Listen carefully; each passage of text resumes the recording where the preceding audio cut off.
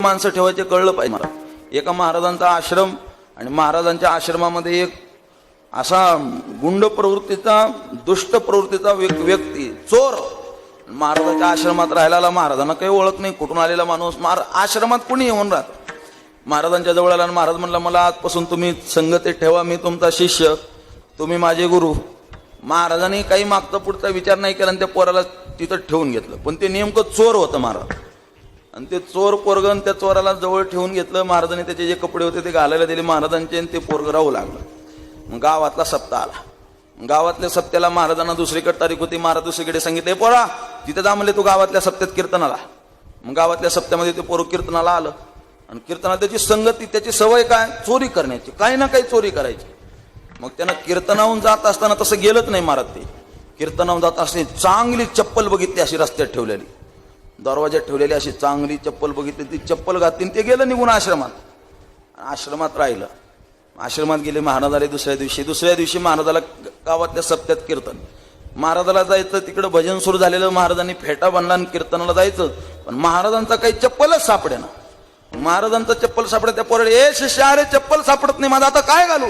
त्या पोरानं जे काल सप्त्यातून चप्पल सोडून आणला होता तेच चप्पल महाराजाला घालायला दिला। ते म्हणले महाराज हा चप्पल घाला तुम्ही। मग ते महाराजांनी काही विचार नाही, महाराजाला काय माहिती आहे चोरीचा चप्पल आहे का कोणता चप्पल आहे। महाराजांनी तोच चप्पल घातला, आणि महाराजांनी चप्पल घातला, आणि महाराज गेले कीर्तनाला। आणि ज्या घरी त्या गावातल्या मंदिराच्या बाजूला महाराजांना थांबायचो, तो चप्पल जो होता त्याच घर मालकाचा चप्पल होता महाराज।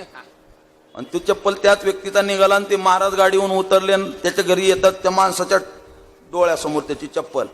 ते मला कालच 1000 रुपयाची चप्पल घेतली होती, नेमकी 2 दिवसात चोरीला गेली। त्याचा जीव तुळतुळ करत होता। पण असा चोर जर भेटला तर त्या चोराला असा हाताखालूनच काढेल म्हणला। आता सहसा भेटत नाही, पण काय गफलत झाली। आणि तो महाराजांच्या पायात चप्पल बघितला, आणि महाराजाला पाय धुवायला पाणी तांब्यात घेऊन आलेला माणूस, पण त्या तांब्यातलं पाणी बाजूला टाकलं, आणि पहिला तांब्यात महाराजाच्या डोक्यातच घातला महाराज त्या माणसाने। तुम्ही नाव म्हणजे तुम्ही महाराजाला का मारता? मग कशाचा महाराज आले म्हणले, काल माझा चप्पल आणला होता म्हणजे 2 दिवसापूर्वी, आणि हा जो चप्पल आहे तो माझाच चप्पल आहे म्हणले, महाराजांनाच माझी चप्पल चोरली म्हणले। आणि असा हाता खालून काढला महाराज त्या माणसाने। कोण? महाराजच हाता खालून काढला। कशामुळे झालं हे?